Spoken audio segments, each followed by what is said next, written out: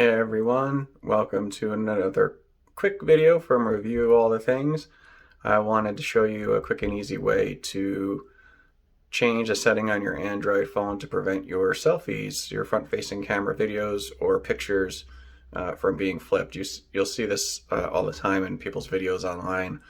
Even in one of my videos, when you're using your front-facing camera, it reverses the image, and there's a very easy way to turn that off so that everything looks correctly once you're done.